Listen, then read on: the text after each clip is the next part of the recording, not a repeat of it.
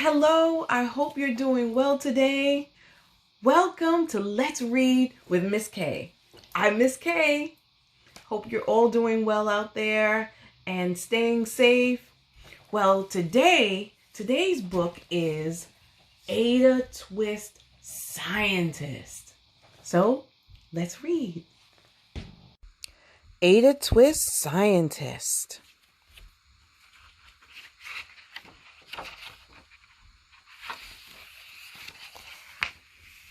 Ada Marie, said not a word till the day she turned 3.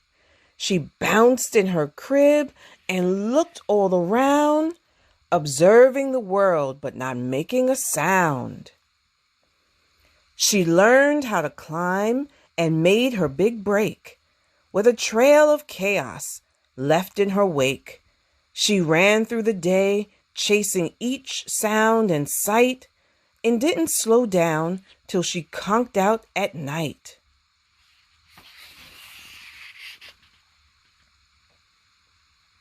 Her parents were frazzled, but tried not to freak, as Ada grew bigger and still did not speak. Clearly young Ada, with lots in her head, would have something to say when it ought to be said.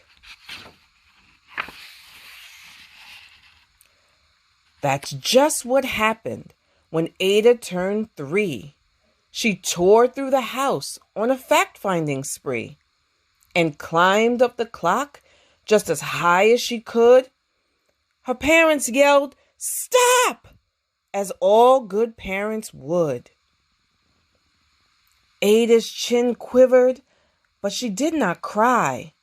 She took a deep breath and she simply asked, "Why?"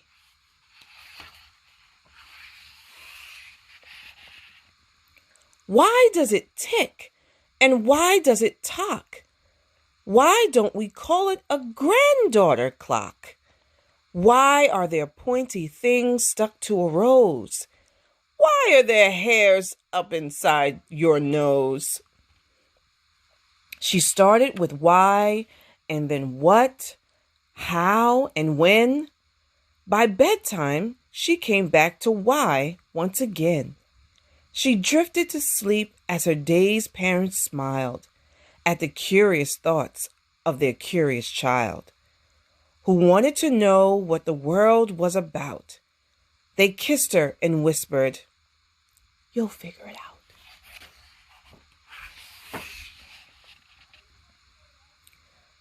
Her parents kept up with their high-flying kid, whose questions and chaos both grew as she did.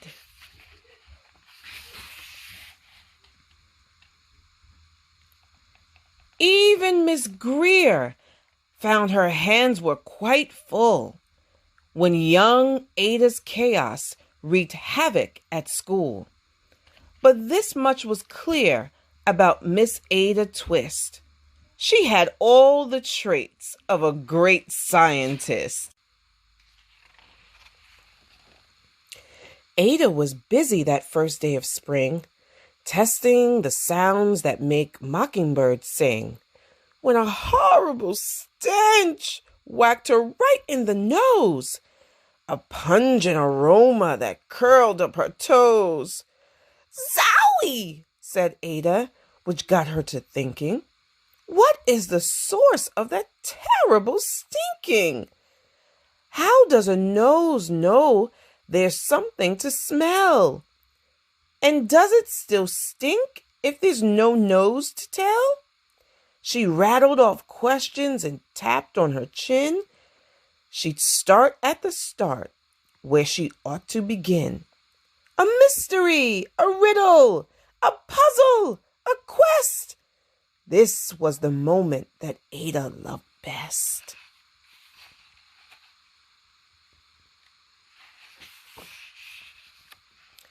Ada did research to learn all she could of smelling and smells, both the stinky and good.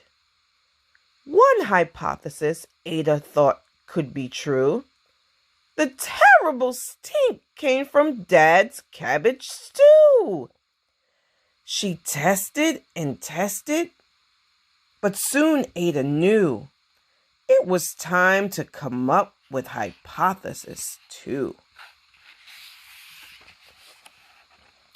Then zowie! The stink struck again, just like that. Hypothesis 2.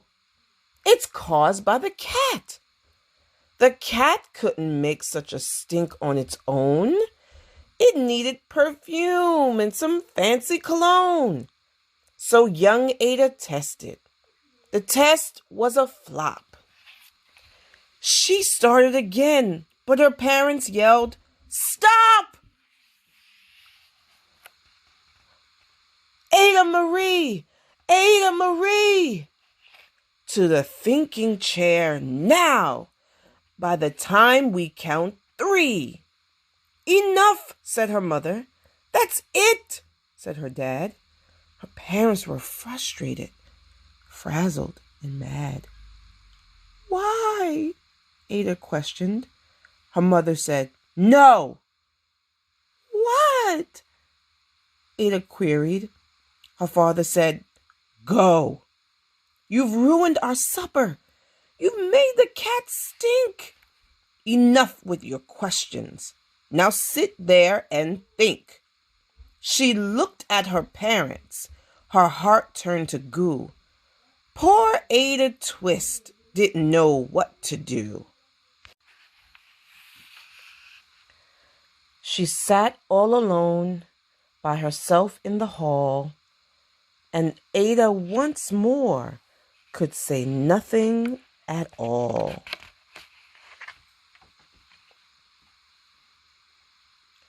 And so Ada sat, and she sat, and she sat.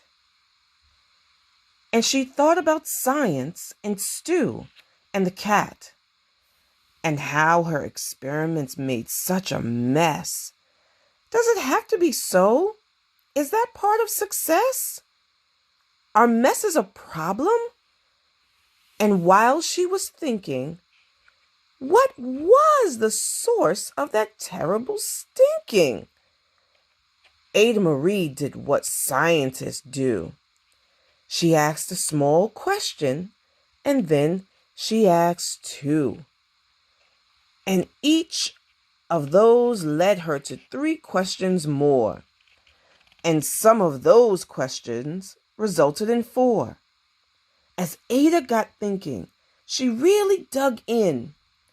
She scribbled her questions and tapped on her chin. She started at why, and then what, how, and when. At the end of the hall, she reached why once again.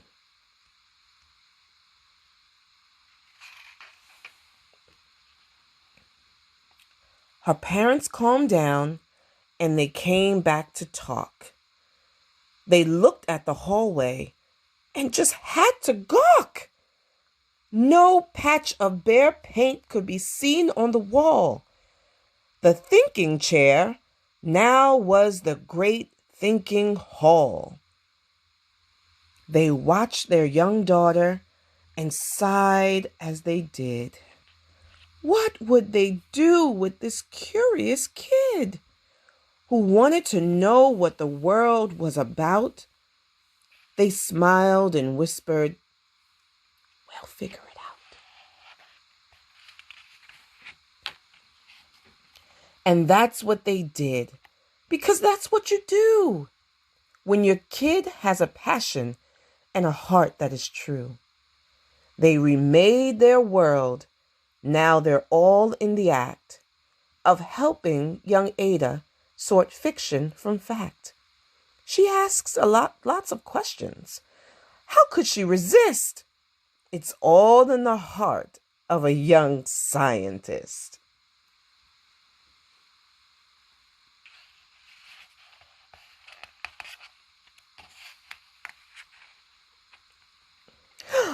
And as for that smell, what can Ada Twist do but learn all she can with her friends in grade 2.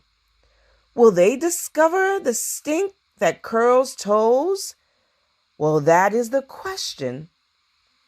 And someday, who knows?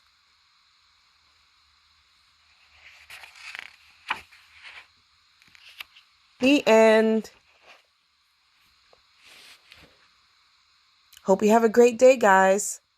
Bye.